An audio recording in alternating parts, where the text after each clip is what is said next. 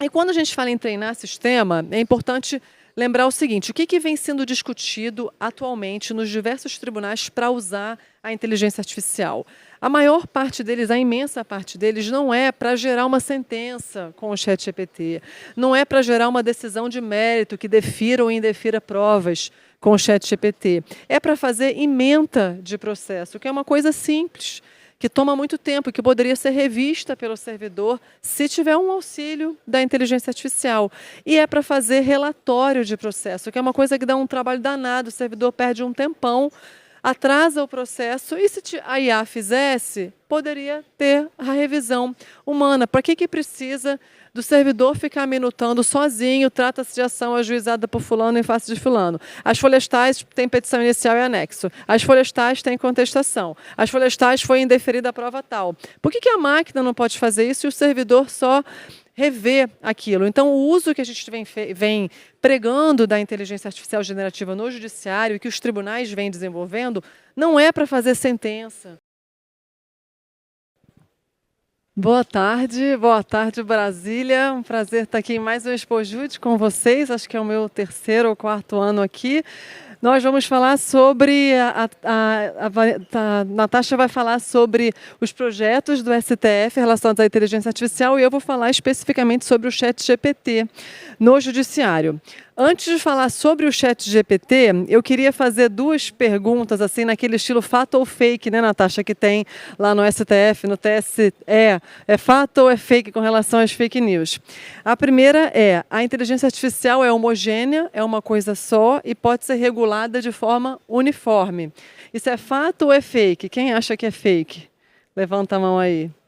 É fake, com certeza. A inteligência artificial não é homogênea, ela é heterogênea, existem riscos heterogêneos. Não é uma coisa só, existem aplicações simplíssimas e existem aplicações muito complexas. E a inteligência artificial generativa, que é essa que a gente vai falar hoje, é um dos tipos de inteligência artificial. Tudo o que a gente vinha falando nos últimos edições do Expojude era muito de inteligência artificial discriminativa, que a gente chama, que não é a generativa. É a inteligência artificial que é utilizada, por exemplo, para fazer agrupamento de processos que a gente viu em várias mesas, para fazer sugestão de algumas decisões para casos muito simples, matérias processuais, que não tem nada a ver com a IA generativa, que gera conteúdo, que é essa que a gente vai ver hoje. Então, já sabemos que é fake, que é tudo a mesma coisa, que pode ser regulado de forma igual.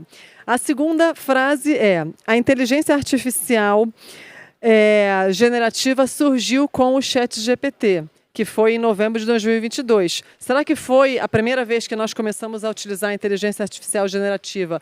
Foi com o ChatGPT? Quem acha que isso é verdade? Ou antes do ChatGPT já tinha inteligência artificial generativa que gerava conteúdo? Tem umas cabeças aí balançando. Claro que já tinha inteligência artificial generativa antes do ChatGPT. É que ele ficou muito popular, então a gente acabou achando que ele que trouxe a IA generativa, mas não é. Então, olha só, qual é a diferença principal dessa IA generativa que a gente fala tanto hoje? Qual é a diferença dela para outro tipo de inteligência artificial que a gente estava acostumado a falar? Como o nome sugere, da IA discriminativa, que era outra que a gente falava muito, a IA discriminativa, ela discrimina, ela agrupa processos, ela agrupa grupos de dados conforme o tipo de matéria. Então, ela pode, por exemplo, fazer perfis do consumidor.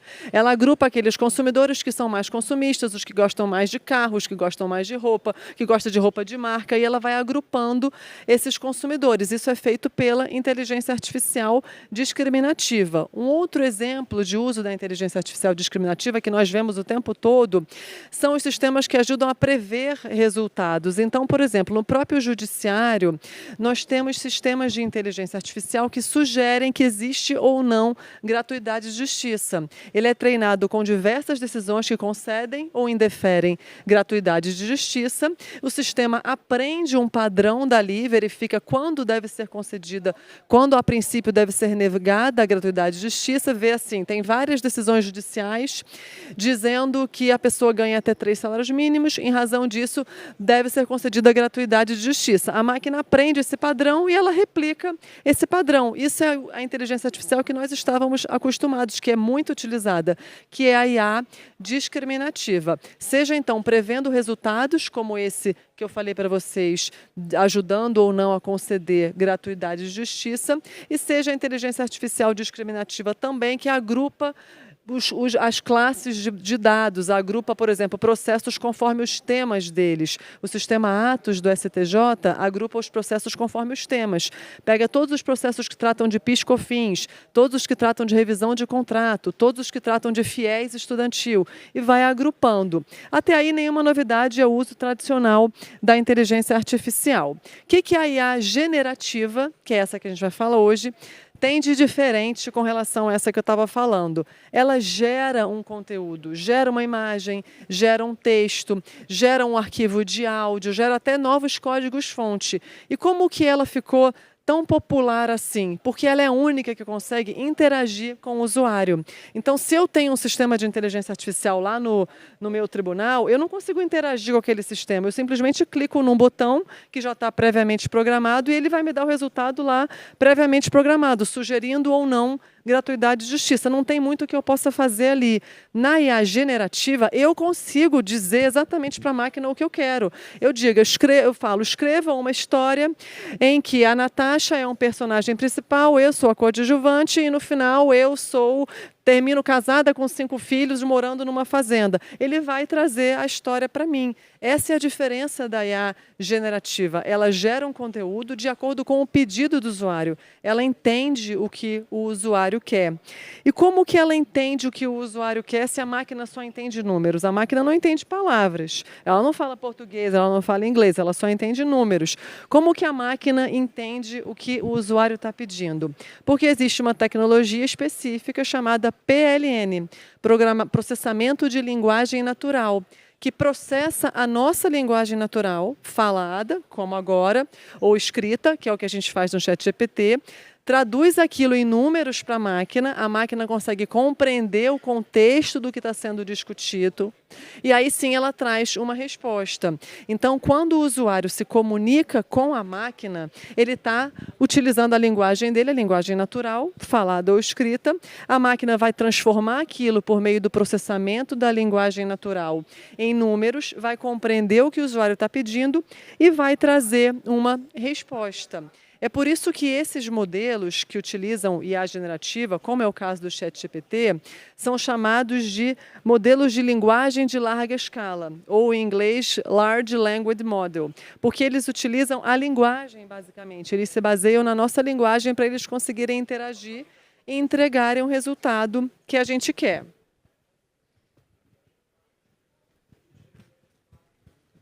É uma mão para segurar o negócio. Espera aí que vai. E essa IA generativa, essa forma de gerar conteúdo, embora ela tenha ganhado o mundo em 2022, em novembro de 2022, com o ChatGPT, que ficou muito popular, todo mundo utiliza para diversas finalidades, na verdade ela já existe desde 2014. O primeiro uso do processamento da linguagem natural para gerar conteúdo de acordo com pedidos do usuário veio em 2014.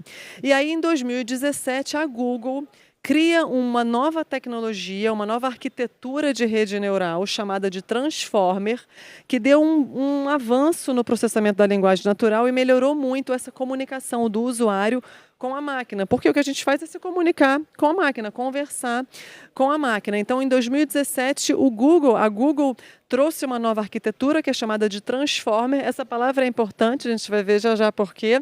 E o Transformer conseguiu, então, dar um passo que sofisticou muito o uso da IA generativa. E aí, em seguida, em 2018, pela primeira vez, a OpenAI começa a utilizar o seu ChatGPT. Então, na verdade, existe uma família de ChatGPTs. Ela criou o ChatGPT 1, o 2, o 3 e o 4, que é esse que a gente utiliza agora. Ela já vem desenvolvendo desde 2018. É importante saber isso para a gente ver que as coisas não acontecem da noite para o dia. As empresas, assim como nós, têm uma história, têm toda uma evolução para chegar até ali. A mesma coisa com a tecnologia. E o que significa GPT? Alguém sabe? Quer falar? Lembra o que é GPT? Generative Pre-Transformer. Lembra que eu falei que o Google criou o Transformer, que é uma tecnologia que melhorou o processamento da linguagem natural? O GPT é isso, é um transformador pré-treinado generativo. Ele é um transformer, ele usa a mesma tecnologia que o Google criou, embora seja uma outra empresa, só que ele conseguiu melhorar ainda mais esse processamento. Existe, assim como o ChatGPT, várias outras, como vocês viram nas outras palestras. Existe o Cloud, existe o Copilot, existe o Bard da Google, enfim, não é monopólio, né? Existe uma concorrência nesse mercado. Com base nessas ideias iniciais, o Judiciário se interessou pelo uso da IA generativa, do ChatGPT e similares para o Judiciário. A gente tem a Resolução 332 de 2020, que eu falei nas outras edições, há anos já aqui no Expojude, que fala da regulação da inteligência artificial no Judiciário do ponto de vista técnico, ou seja, ético. Ou seja, trazendo princípios éticos. Não pode usar a inteligência artificial para discriminar, não pode usar a inteligência artificial quando vai violar a igualdade, a inteligência artificial tem que ser transparente, tem que ter segurança. Coisas que são evidentes, é claro que tem que ser transparente, né? Está escrito no papel, mas é evidente que tem que ser assim. Só que essa resolução, ela tratava da IA discriminativa, que foi aquela que eu falei para vocês, que fazem perfil de consumidor, que agrupa processo, que faz previsão de resultado. Ela não tratava da IA generativa, dessa IA que gera um conteúdo e que se comunica com o usuário. E agora o CNJ está atualizando essa resolução para adaptá-la a IA generativa, ao ChatGPT.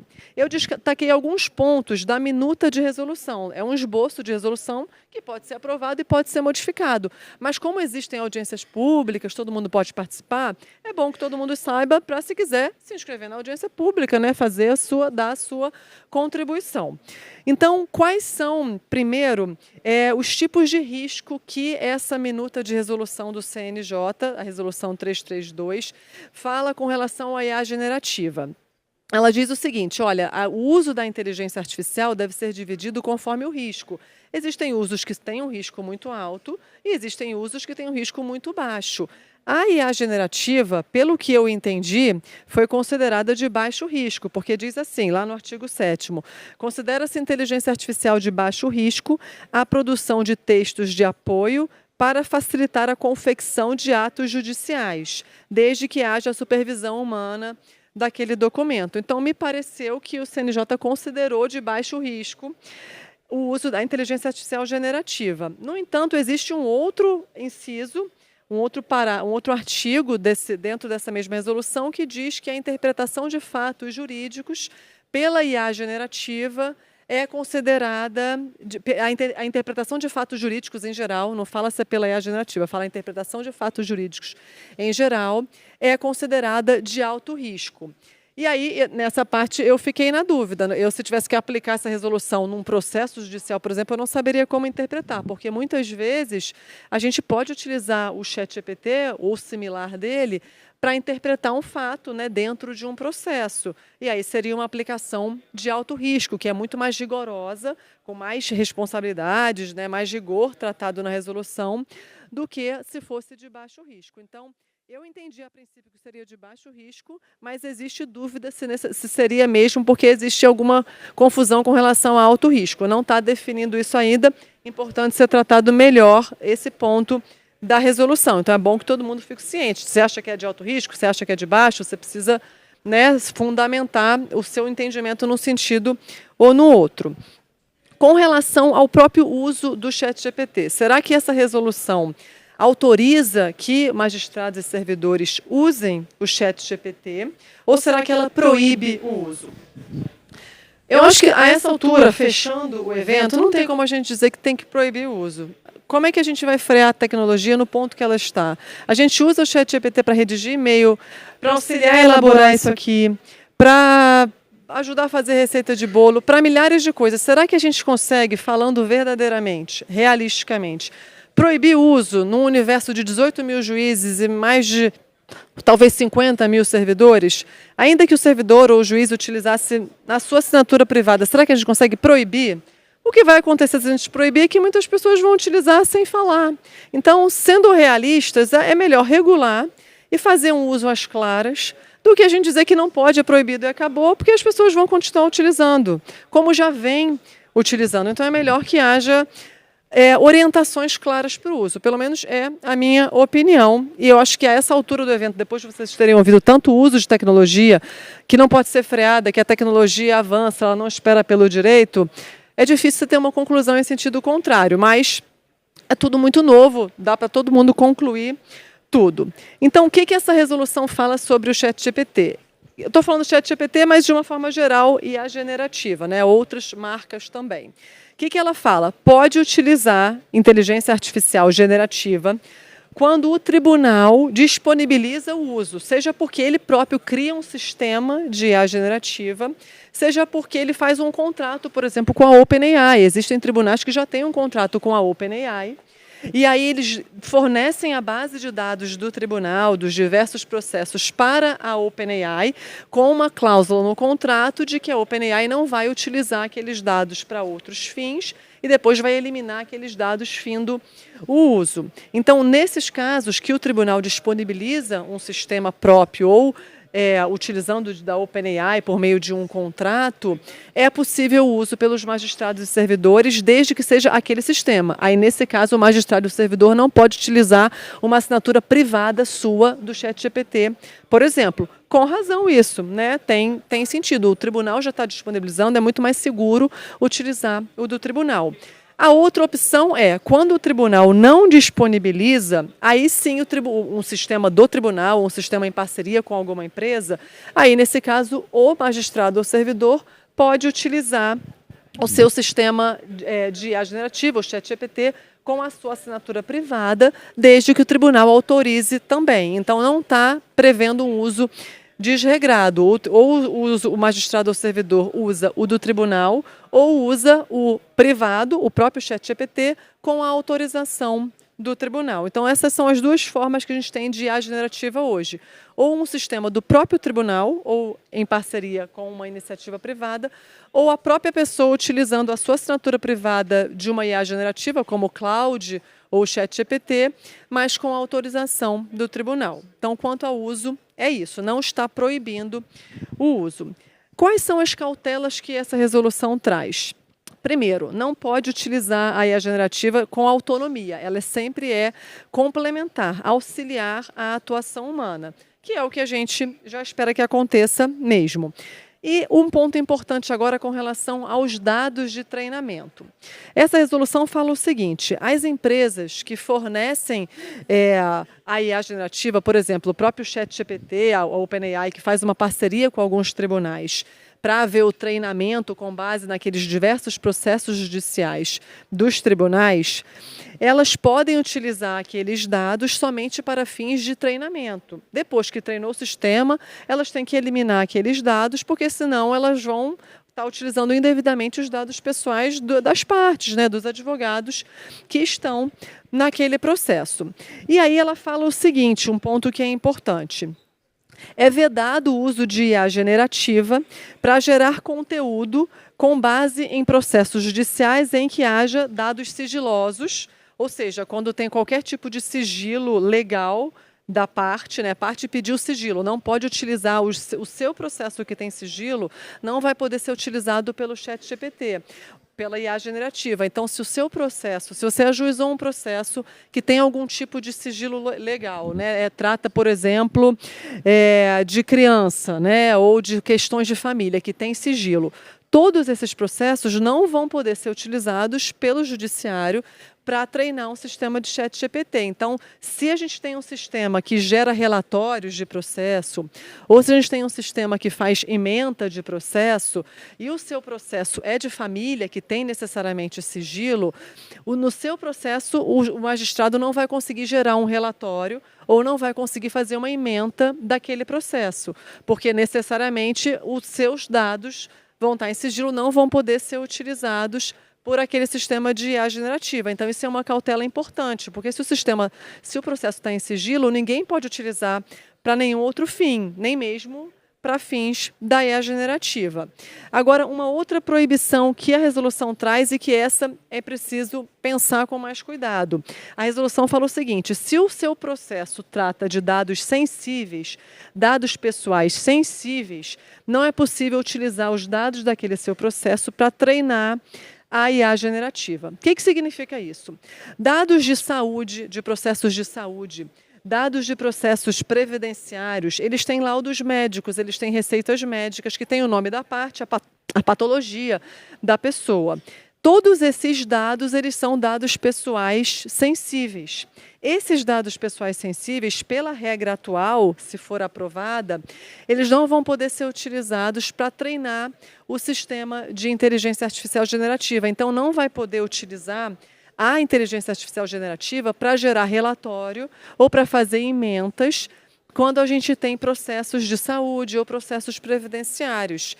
Eu não sei se pessoas aqui litigam, né? Se tem advogados que litigam na Justiça Federal, que é a minha justiça, a maior parte do nosso acervo é de previdenciário ou de saúde. Então, se a gente proíbe o uso de inteligência artificial generativa para processos de saúde ou para processos previdenciários, na Justiça Federal a gente vai ter um uso muito baixo da IA generativa, porque você não vai conseguir treinar o sistema sem uma infinidade de processos previdenciários, sem uma infinidade de processos de saúde.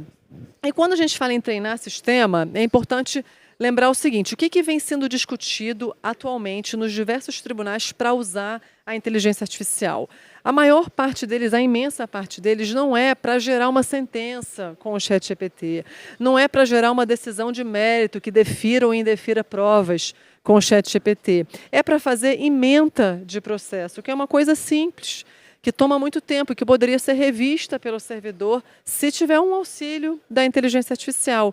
E é para fazer relatório de processo, que é uma coisa que dá um trabalho danado, o servidor perde um tempão, atrasa o processo, e se a IA fizesse, poderia ter a revisão humana. Para que precisa do servidor ficar minutando sozinho, trata-se de ação ajuizada por fulano em face de fulano? As folhas tais têm petição inicial e anexo. As folhas tais têm contestação. As folhas tais foi indeferida a prova tal. Por que a máquina não pode fazer isso e o servidor só rever aquilo? Então, o uso que a gente vem pregando da inteligência artificial generativa no judiciário e que os tribunais vêm desenvolvendo não é para fazer sentença complexa, e nem sentença simples, eu não tenho visto nem de sentença simples, é para fazer esses atos de emendas e para relatório de processo, coisas que não oferecem risco, porque elas serão necessariamente revistas pelo servidor. O risco é baixíssimo, vale a pena utilizar para esses casos para ganhar velocidade e para deixar o magistrado e o servidor livre para conseguir se dedicar aos processos que enchem o acervo,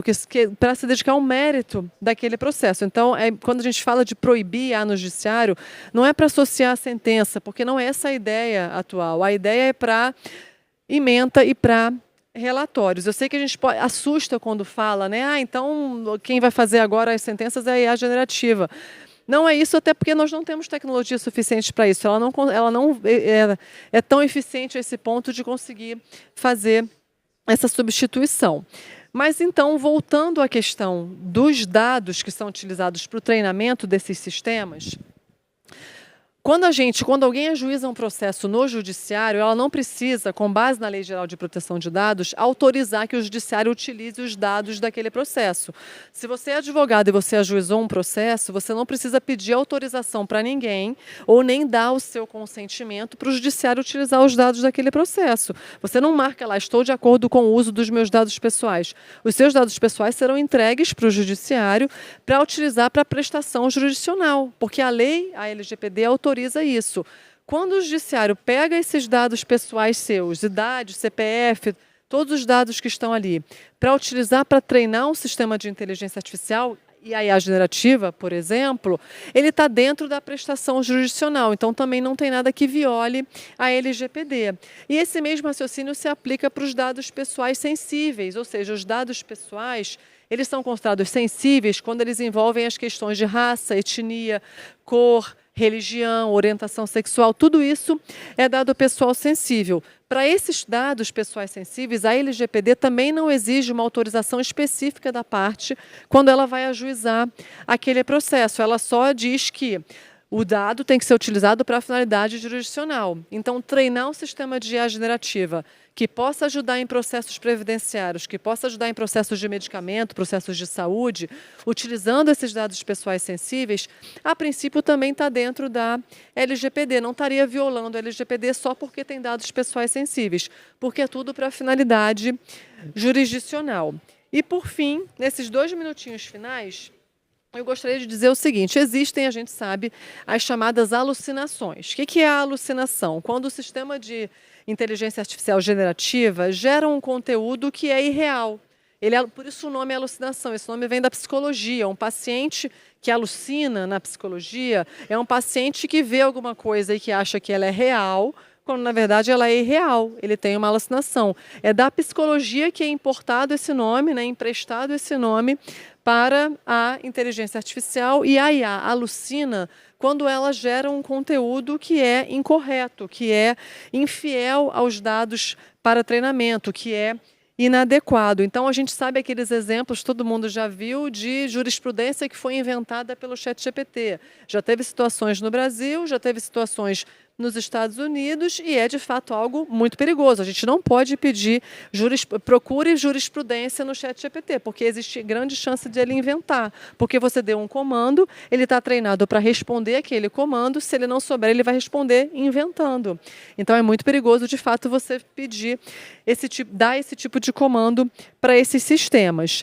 Então, qual é o cuidado que a gente precisa ter nesses casos? Melhorar essa base de dados para verificar quais são os riscos de ter algum tipo de alucinação, limpar a base de dados para tirar qualquer tipo de informação que possa gerar alguma confusão na máquina. Mas, por hora, voltando ao uso que o judiciário está fazendo, como a gente pede para fazer ementa ou para fazer relatório, também não tem como ter essa alucinação por hora. Ela vai só gerar um relatório com base nos dados daquele processo. O que a gente tem feito? Não sei se vocês já viram, se alguém aqui mostrou nos últimos casos. Você abre uma telinha de um ChatGPT próprio para o judiciário, você carrega uma petição inicial ou você carrega uma sentença, e aí você dá o comando: faça o relatório desta petição inicial, faça a ementa desta sentença. Ela pega aquele conteúdo ali, aquela meia dúzia de páginas, e aí vai fazer o relatório ou vai fazer a ementa. Não tem como ela alucinar, como ela gerar um conteúdo que não corresponde à realidade, porque ela está limitada àquele PDF daquele processo. Então é algo também que não oferece risco. Eu vou terminar por aqui e depois, se precisar, eu falo de novo. Obrigada a todos. Obrigada, Carol. Gente, estou aqui de novo. Estou representando nessa oportunidade a doutora Aline Osório, a nossa secretária-geral lá do Supremo. Mas é um prazer estar aqui com a Carol para falar um pouquinho da postura do STF dentro desse contexto dessa discussão, né? Participar desse debate para mim é interessante porque eu participo do grupo de trabalho que está tentando elaborar essa atualização. E são mais de 30 pessoas, então imagine, né, não há consensos na grande maioria das discussões, especialmente porque isso é muito novo. Quando se trouxe essas questões de preocupação com os dados pessoais para treinamento ou para utilização, recentemente tinha sido divulgada uma falha de segurança importante no ChatGPT, onde depois de algumas, talvez centenas de interações, o ChatGPT passava a mostrar resultados que eram informações alimentadas por outros usuários.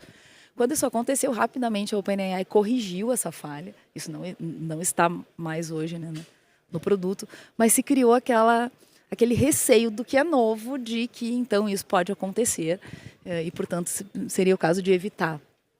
A questão de fazer uma consulta pública se torna muito relevante nesses momentos, porque é novo para todo mundo e o CNJ está se vendo, então, na responsabilidade de criar alguma regra com relação a esses usos. A similaridade que existe entre o STF e o CNJ não passa do seu presidente, né, que é o mesmo. Então, o STF está lá como um tribunal que também está fazendo essas experiências com a utilização e adoção de IA generativa. E a postura do nosso presidente hoje é de sim autorizar o uso, fomentar o uso, porque não se vê outra alternativa para dar resposta rápida ao imenso volume de processos que existem no Brasil, se não lançarmos mão de todas as tecnologias e todo o apoio que nós pudermos ter nesse momento. Então, o Supremo Tribunal Federal tem alguns projetos de utilização, né? Nós temos algumas coisas desenvolvidas internamente, ou sendo desenvolvidas internamente, outras com o mercado. Em dezembro do ano passado, então não fechou um ano ainda, nós promovemos um chamamento público, justamente indo ao mercado para entender o que o mercado já tinha para a geração de relatórios. Então, se escolheu a classe lá de recurso extraordinário, os agravos em recurso extraordinário, para ver se o mercado já tinha. Porque quando veio esse boom do ChatGPT, as pessoas rapidamente diziam, isso é muito fácil. Fazer um resumo é muito simplório. A gente joga os documentos lá e o resumo sai lindo, né? Isso já existe, então o Supremo não precisaria desenvolver isso. E aí nós vamos fazer o seguinte, vamos chamar o mercado para mostrar o que existe efetivamente e se atende à nossa necessidade. E aí nós fizemos aquele chamamento com o objetivo principal, não de selecionar uma ferramenta, mas de entender como as coisas eram construídas. E chamamos, então, abrimos para todas as empresas, mas pedimos empresas que já tivessem alguma experiência em IA. E veja que nós nem pedimos IA generativa, porque era muito recente ainda. Então, experiências com um IA tradicional ou descritiva servia para habilitar a empresa a participar desse momento. Inicialmente, cerca de 70 empresas apresentaram interesse em fazer.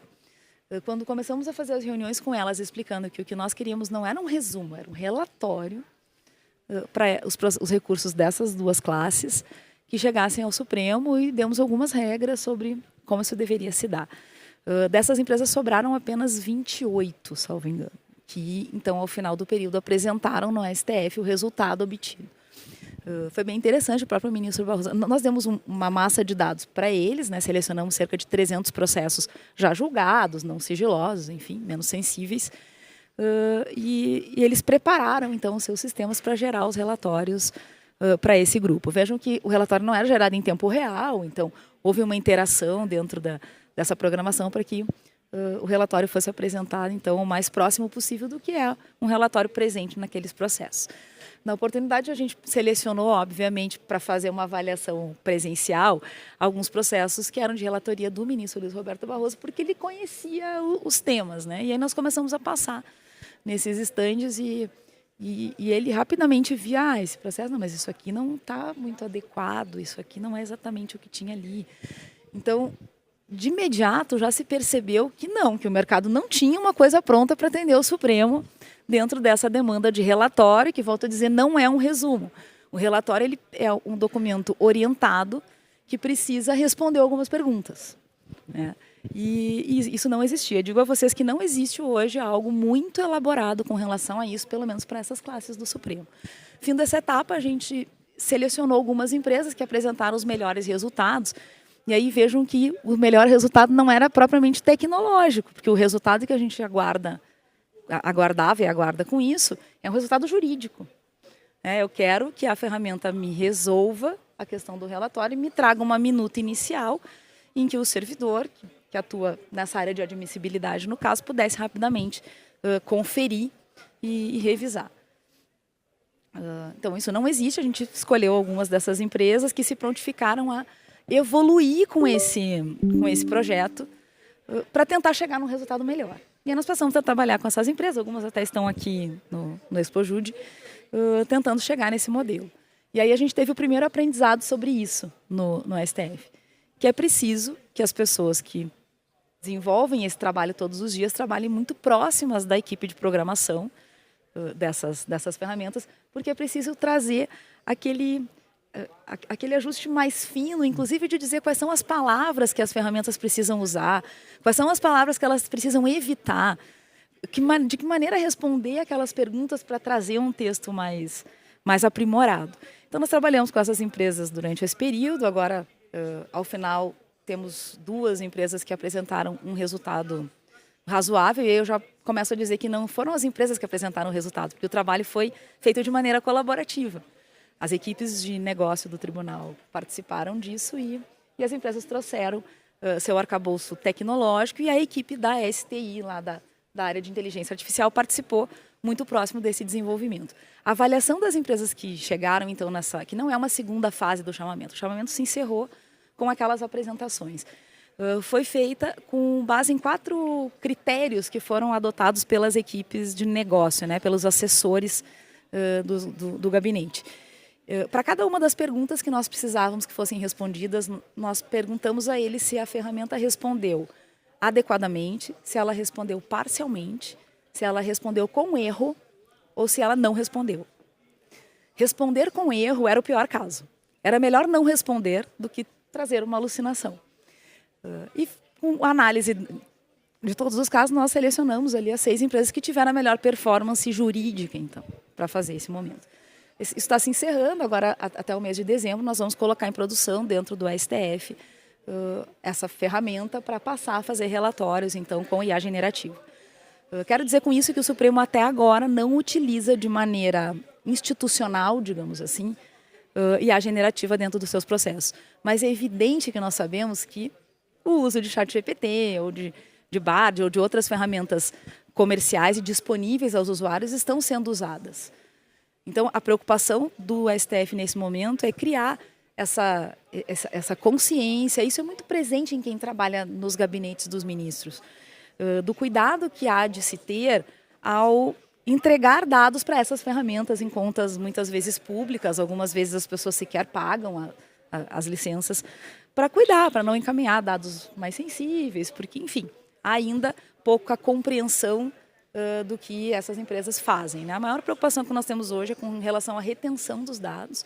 Isso acontece em alguns LLMs por períodos maiores, então até por questões de auditoria, as empresas armazenam esses dados por 90 dias, 30 dias. Nós, em alguns casos, não gostaríamos que isso acontecesse, talvez nos processos mais sensíveis. Então, é um caminho que a gente começa a trilhar. Além desse sistema que faz os relatórios, nós estamos desenvolvendo internamente o sistema que produz as ementas, né, nesse modelo novo, de maneira automatizada. E aí, esses dias, o ministro Barroso me perguntou, poxa, já está cheio de sistema de ementa aí, o Supremo não entregou ainda o nosso, né? E então, eu expliquei a ele que o projeto que o Supremo definiu foi tentar produzir isto através de um modelo open source instalado internamente, porque se entendeu que havia um risco, esse entendimento é da instituição, de que encaminhar uma minuta, que ao fim é a minuta do voto do ministro, e ainda em tempo de minuta, em que muitas vezes o próprio ministro ainda não viu, para uma ferramenta externa gerar, então também de interesse descobrir se era possível e com que qualidade a gente conseguiria fazer usando esse modelo open source. Então a gente está treinando aí e desenvolvendo a aplicação em Llama 3. Isso demora um pouco mais de tempo e o que nós estamos percebendo é que a diferença ainda é brutal. Então o resultado numa ferramenta, num LLM proprietário, ele ainda é muito melhor do que o resultado com o Llama 3 na experiência que o Supremo está conduzindo com relação a isso. Eu tenho certeza que nos próximos meses nós vamos ver grandes modelos de linguagem treinados especificamente para o Poder Judiciário no Brasil em português. E aí isso vai nos levar para um outro momento. Então, são interações rápidas que vêm acontecendo nesse mundo. Então, nós temos essas 2 iniciativas de IA generativa com vistas a se completarem até o final desse ano, até o primeiro trimestre do ano que vem, para que isso entre nas esteiras efetivamente de produção do STF. Uma preocupação que nós estamos tendo é de que sempre que essas ferramentas forem utilizadas para gerar algo dentro do processo, isso estará indicado. Então, os nossos protótipos aparecem lá. Esse texto foi gerado com o apoio de uma ferramenta de IA generativa e dizendo qual foi o modelo utilizado para aquele caso, para que torne isso transparente à população, porque não há problema em usar isso. Nós queremos usar isso, é importante que a gente utilize esses auxílios para trazer mais celeridade e agilidade. E, portanto, ele será indicado. E nós estamos num desafio agora pensando como nós vamos alcançar essa experiência de IA generativa para o cidadão. Porque, bom, a gente está usando internamente, já tem algumas iniciativas interessantes com linguagem simples, né? As pessoas podendo fazer alguns resumos com linguagem simples. Então, nós estamos pensando em como fazer isso. O que nós vamos entregar para o nosso cidadão dentro dos processos, para que ele também entenda o que é isso, que eu consiga pegar um documento original e ver. E isso é um caminho para que a gente consiga desmistificar um pouco essa questão, né? É meio assustador ver um texto sendo gerado, mas é mais uma tecnologia, é um sistema de informação tecnológico que a gente precisa aprender a lidar com ele, a gente precisa fazer parte desse momento de transição, porque é a ferramenta mais incrível que nós poderíamos aguardar no Poder Judiciário por conta dos nossos textos. Nós não tínhamos até agora uma ferramenta capaz de gerar texto. E agora nós temos, né? E é essencial que a gente utilize. Então, com relação à IA generativa, era isso. Eu até queria passar a palavra de volta para a Carol para a gente conversar um pouquinho sobre. Será que a gente pode abrir para perguntas? Não sei se pode. Alguém tem perguntas? Ia ser bom, né? Alguém tem perguntas? Já que é a última mesa, faltam 5 minutos. Alguém queria perguntar alguma coisa? Ninguém? Diga. Eu vou tirar isso aqui que não está funcionando. Então, você está 1 hora com isso, não está. Não, eu pego aqui.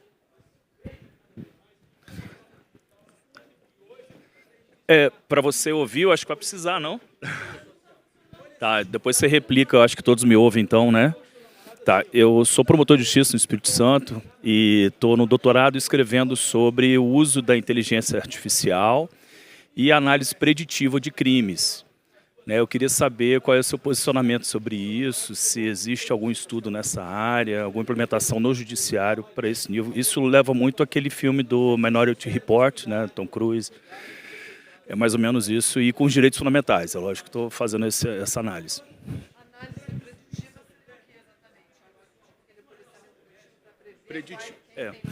Vou citar o exemplo só para não ficar muito solto isso, né? Teve um caso no Espírito Santo em que houve morte de crianças em escola, um adolescente de 17 anos, ele entrou na escola, matou a professora e matou também uma aluna de 9 anos.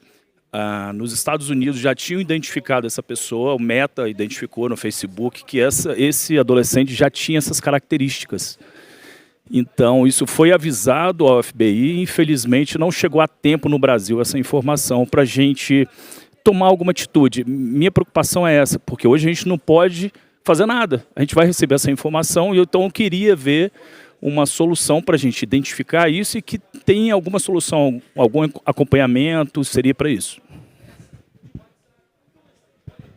O que ele está perguntando é relacionado à inteligência artificial que não é a generativa. Exatamente, são sistemas de inteligência artificial em geral, não essa que gera conteúdo, que é o ChatGPT, aquela primeira forma de inteligência artificial que a gente viu, que é a que prevê resultado, que classifica processo, que não é a que gera conteúdo, texto, áudio, etc. Esse é o maior uso da inteligência artificial hoje no judiciário. A gente tem cerca de 100 sistemas de inteligência artificial já no judiciário, espalhados por mais de 50 tribunais, até onde eu tinha checado, né? Nós temos 90 tribunais no Brasil e mais de 50 já usam sistemas de inteligência artificial nesses moldes que o Luciano falou. Só que o que ele está falando é relacionado ao uso da inteligência artificial, relacionado à análise preditiva de crimes, portanto, no ambiente criminal. Esse é um uso que o judiciário tem muito receio de utilizar por enquanto. O que a maior parte dos sistemas de inteligência artificial, 90% eu diria dos sistemas de inteligência artificial no judiciário fazem hoje? Classificação de processos, agrupamento de processos, triagem de processos. Parece simples, mas diante de um universo de processos que a gente tem, você agrupar o processo conforme o tema é um baita adianto. Você classificar a petição inicial conforme o tema dela, analisar a prescrição ou decadência, que é puramente matemático, é um baita adianto. Então é para isso que a gente vem utilizando. Para classificar, para agrupar, para fazer triagem de processo. A maior parte dos sistemas é para isso. Não é para auxiliar a redigir decisão, não é para auxiliar a redigir sentença, nem tem existente para auxiliar a redigir sentença. A nossa tecnologia é muito limitada ainda para fazer uma sentença de conteúdo. A maior parte é para isso, classificação, agrupamento, etc. O que o Luciano falou e para fazer Análise preditiva de crimes, analisar aqueles possíveis réus dentro daqueles casos com base em algoritmos. Nós não temos sistema assim no judiciário hoje e me parece que é proibido o uso conforme a resolução 332, pelo menos por enquanto. O que a resolução 332 do CNJ fala com relação ao uso criminal da inteligência artificial? Tem um capítulo específico com relação ao uso criminal e fala o seguinte: é vedado o uso da inteligência artificial para fazer chance de reincidência de alguém. Será que o réu, conforme as características dele, nesse caso, tem mais chance de reincidência ou menos chance de reincidência? Tem mais chance de ser, por exemplo, alguém que vai cometer um crime assim que sair aqui do processo ou não? Vai ser uma pessoa comportada, a gente pode dar uma pena mais baixa para ele? Isso não pode ser feito com base na inteligência artificial no judiciário brasileiro hoje, porque nós temos problemas graves de discriminação com relação a isso. Existem casos, o caso Compass, que é um caso muito famoso dos Estados Unidos, que eu vou falar em 30 segundos, foi um caso de discriminação algorítmica. O algoritmo utilizado nos Estados Unidos, num tribunal lá, e que era utilizado em vários outros tribunais, considerava réus negros 2 vezes mais perigosos do que réus brancos, porque o sistema de inteligência artificial, com base no treinamento que ele recebeu, acabava extraindo esse padrão dos dados, de que negros eram mais perigosos, e é um padrão totalmente equivocado. Então, isso ficou conhecido como um caso de discriminação algorítmica que não deve se repetir. Então, no judiciário brasileiro, a gente não usa inteligência artificial para fins criminais, para fazer a análise preditiva, para fazer reincidência, nada é proibido. O que é possível utilizar é para cálculo, por exemplo, de prescrição. Tem que calcular a pena, pode utilizar. Para fazer triagem de processo, classificação de processo, pode. Mas para análise preditiva, eu diria por hora que não pode. Pelo menos numa interpretação mais conservadora, não pode. Então, não temos sistemas assim em funcionamento. Na polícia é diferente, o judiciário não interfere na polícia, é Poder Executivo, Secretaria de Segurança Pública, muitas já vêm utilizando. Aí é um problema da polícia, eu não saberia opinar. Só complementando, imagine a utilização de algoritmo para identificar que 2 pessoas estão conversando por uma rede social e dentro das conversas se identifica que eles vão atacar uma escola.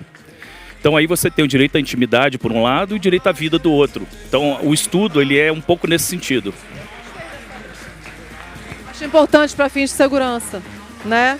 Acho que terminamos. Obrigada a todos. Estamos de volta. Tchau.